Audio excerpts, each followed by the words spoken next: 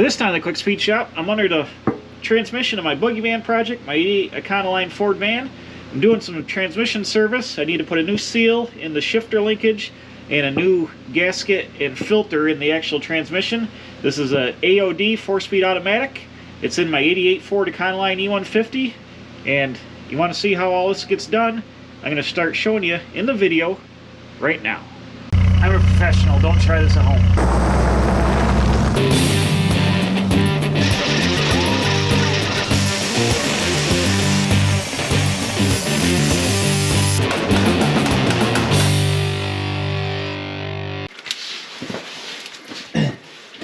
Uh-oh, this is the scary part. These roll-away plastic bins for going under your bed work great for transmission pans. Whoop. Wrong way. So I'm back here working on the Boogie van. Oh crap, I just got my drill full of transmission fluid. That's really good for it. Careful. Ah. Crap. Come on.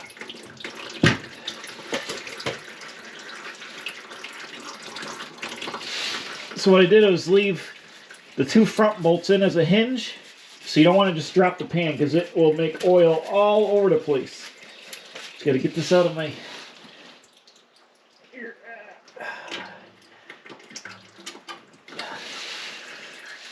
I'm bleeding. Look at that. So this isn't nice pink fluid. It's a little dirty and grungy. So I'm glad I'm doing the filter.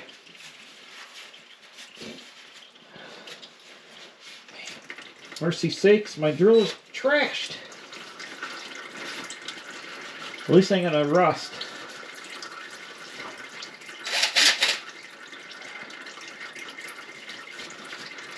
So I'm gonna just keep working this down, letting it drain. A lot of times your factory pans do not have a drain. Do not have a drain plug, so you've got to loosen the bolts and just let it drain into a pan like this. And see here, I've got the pan hanging at a pretty good angle, and the fluid is just going in here, and it's kind of reddish. It's not real pink. It's a little dark. We got a brand new filter going to put in. This is the AOD transmission, 4-speed overdrive. Well, I got the pan off, and I've just got it sitting here. They had original quart gasket on it, so this pan's never been off. There wasn't any glue on it. I assume it's the original gasket, but you can see there's a lot of grunge in the bottom of the pan. There's no magnet or nothing to collect any metal bits, but it's awful. There's a lot of friction material in here, and that's why the fluid was dark. I'm hoping that it's just because the thing's got 91,000 miles on it, almost 92, and it's just dirty because it is the original fluid. It's never been changed. So hopefully the transmission doesn't have a ton of wear in it, because that'd be a bummer. I don't really want to have to immediately get the transmission rebuilt. So fingers crossed, fingers crossed that it's all right.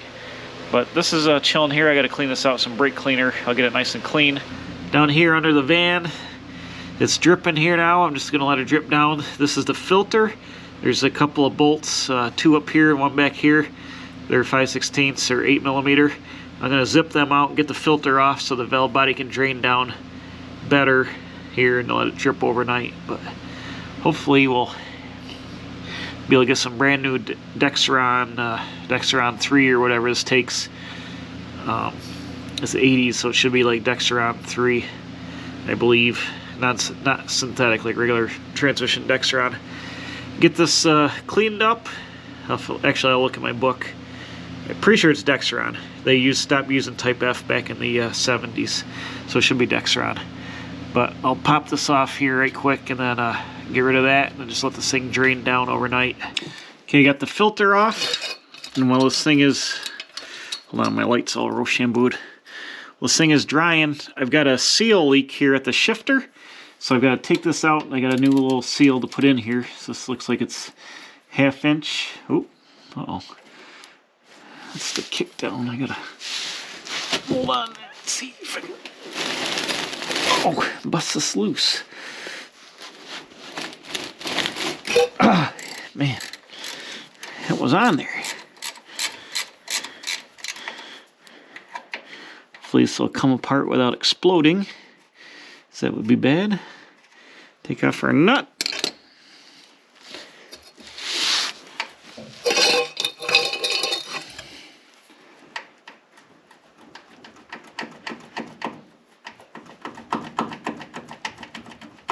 What's going on here?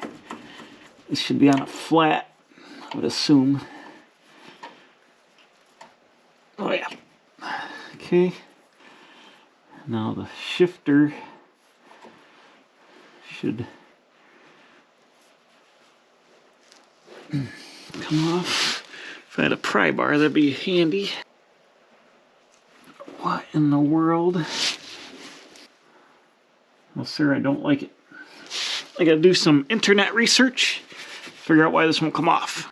Okay, YouTube to the rescue. I watched a couple of videos, and the selector shaft goes into here, and there's this 13/16 nut here that needs to be taken out, and then this roll pin needs to be pulled out with a pair of side cutters. Take the nut off this, and then the whole shaft will come out. So apparently you can do this with a transmission in the vehicle, because like if you get an aftermarket shifter, sometimes they move this lever up here and they change the angle, so you can do it in the vehicle. So I've shifted this thing all the way down in the first gear to get to the nut, and I got to watch out for my throttle pressure kickdown spring. This is a spring-loaded piece here. I got to make sure that doesn't come flying out. I got some other pieces. I don't like working on automatics because they are a bougie nonsense of springs and balls and valves and stuff, and something you got to watch out you don't lose something and ruin it. That would be really bad. So I've already loosened the nut up, broke it free, so it's got to get off the shaft here, and I'm not really sure what's going to happen when it comes off. I've loosened that up. I'm going to go ahead and pull the roll pin out. If you can see, oh.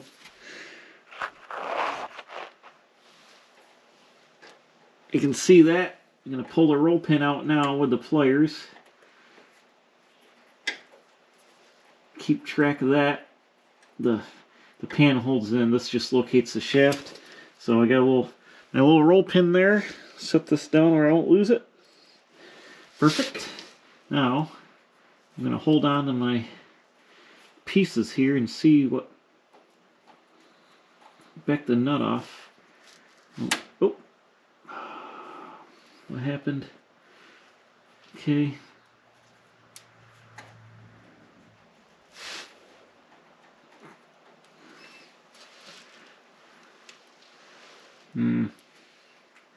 There's like springs and nonsense in here. I don't get what's supposed to happen with them.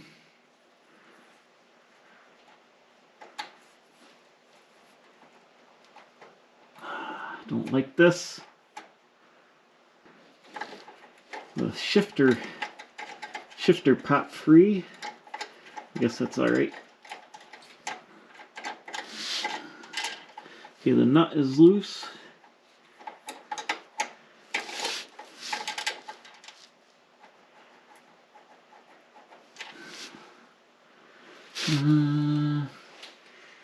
There is a spring on this throttle pressure piece that I think needs to be undone. A clock spring to take the pressure off that. And then I probably got to pull this out of the way. And that might just bind up like it is.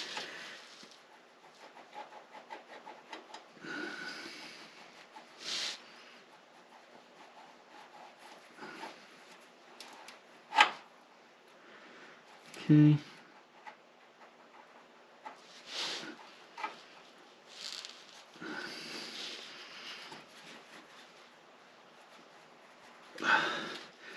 Well, sir, I don't like it.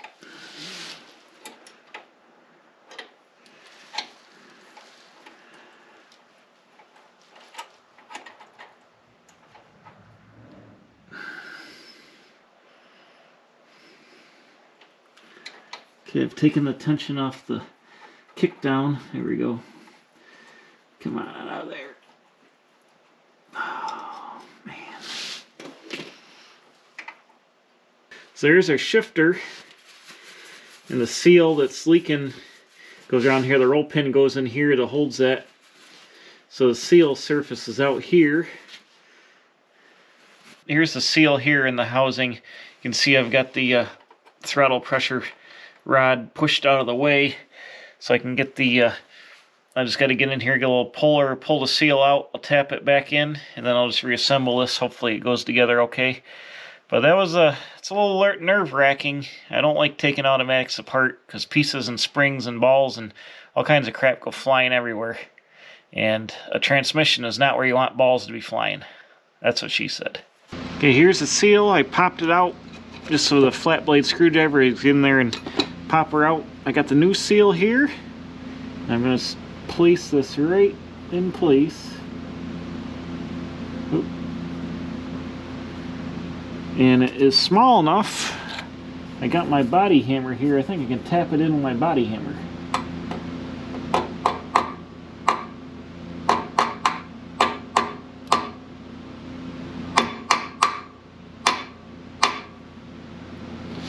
Just like that. I just realized I might have a flaw in my plan here because I've never worked on an AOD before. I didn't realize there was also a seal here for the throttle pressure cable. It looks like it's okay, but I don't have one obviously because I didn't realize there was one there. And hopefully that's not the leak. Hopefully it was the bigger seal. But I'm really stuck now. The bigger seal looked like part of it was torn maybe. So maybe, hopefully, I'm hoping that was it. Let's see if I can figure out how to get this back together.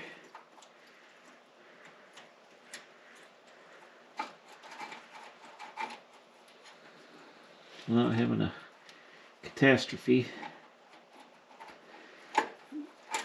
Okay.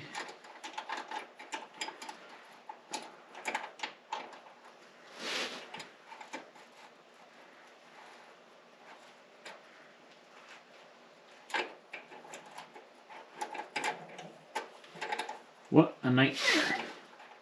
Tell you what, this is a real treat.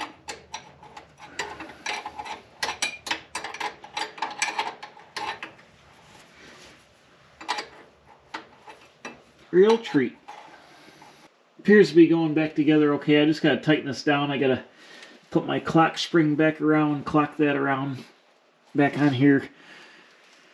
You don't need to see it's gonna go back, and then I'll put the roll pin back in. But I'm getting it. It's going back together. Okay, I got the new pan gasket. Got the new filter here. Just got the 3 bolts to hold it to the bottom of the valve body. Then you got a rubber seal that holds it up on there.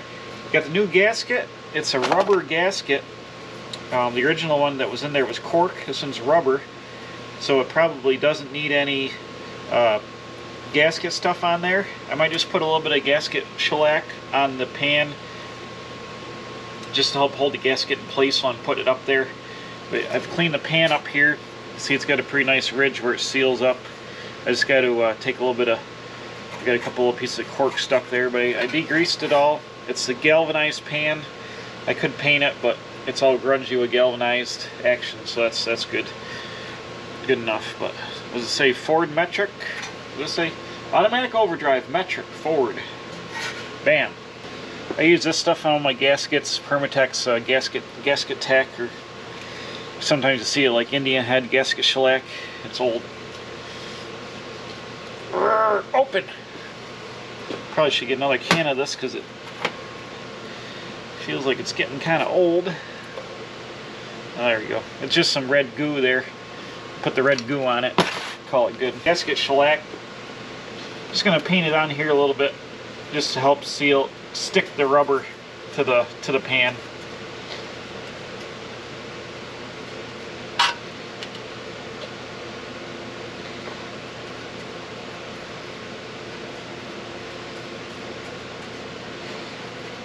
Once again, it says just help hold the rubber in place while I put the pan up onto the transmission.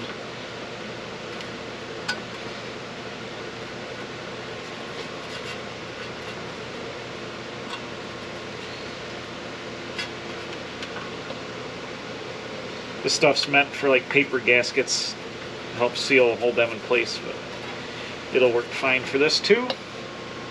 Sometimes you can use like weather strip adhesive that helps glue gaskets down good too. Just need something pretty much just to hold it in place. Take our gasket, almost plunk her right on here, like that.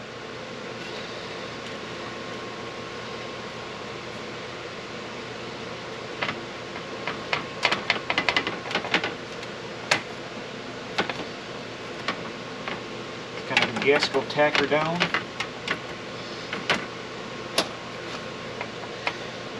I'm going to flip this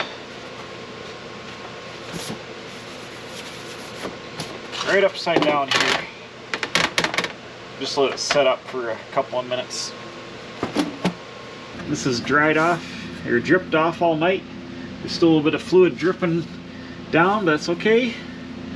We'll just go ahead and we'll place our filter right up on here. There's my bolts.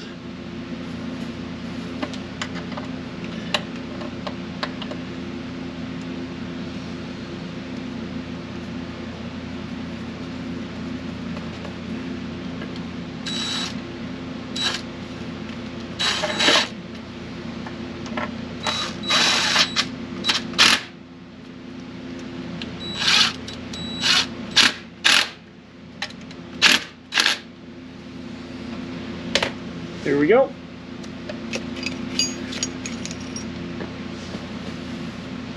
Filter's up on there, brand new filter. Now I'm ready to put the pan back on. I'm going to wipe off my pan rail surface with a little bit of acetone or whatever on a rag, clean it off real nice, and then I'll get the oil pan out of the way, and we should be able to put this pan gasket right back up on here, and hopefully the transmission will be serviced and leak-free for the foreseeable future.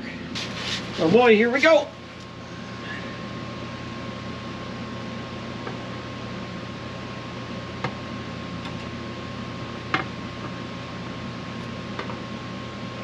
What am I hitting? Oh, that stud over there, okay.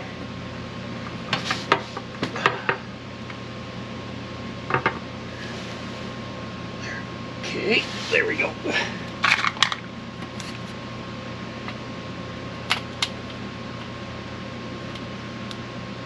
Now it's just a matter of bolting this sucker back in here.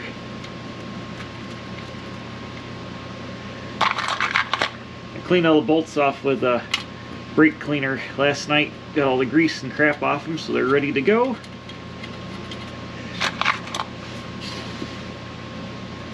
Then you're just going to go around in like a, just going to go around in a random pattern, tighten these down. You don't want them real snug with the rubber. You don't want to smush the rubber out. Just finger tight, and then just a little bit more. I'm going to barely squeeze them in with my drill here, just get them up a little bit. And then I'll tighten them all by hand with a ratchet, quarter-inch hand ratchet here. Well, I'll snug this up, and then I got a plan to figure out how much oil came out of this. Of course, it's been leaking for a while, so I don't know. Obviously gonna have to use a dipstick, but we'll measure the oil that's in the pan and get it back close to where it was before I drained it, and then once I run the van, I'll top it up with a dipstick. Man, if you want to work on like transmissions and stuff, you want to roll the oil out, get one of these under the bed bins. It works great because it's got the wheels right onto it. So I'm going to pour out of this thing, if I can without making a huge disaster, into this gallon oil jug so we can measure our oil. Is this going to work? Whoa, as long as it doesn't tip over. I can't see what I'm doing. Let's try it. Oh yeah.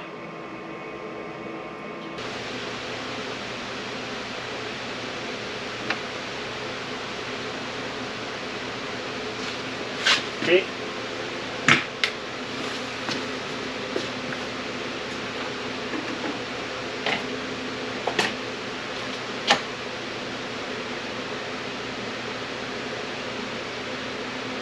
Alright, so that's about a gallon. That's 4 quarts. So let me dump this in my waste oil, and I'll measure it again. That'll tell me how many quarts I need.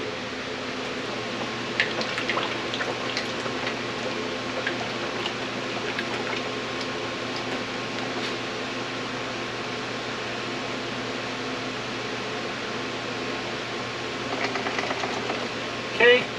All right, looks like we got another 2.5 quarts. So that's 6.5 quarts there. So I'll get 7 or 8 quarts. That way I'll have enough to go. But that's a good way of measuring if you're unsure. Right there, 4 plus 2.5 is 6.5. Well, it's Sunday. I went to the auto parts store, and apparently they don't have Sunday hours anymore.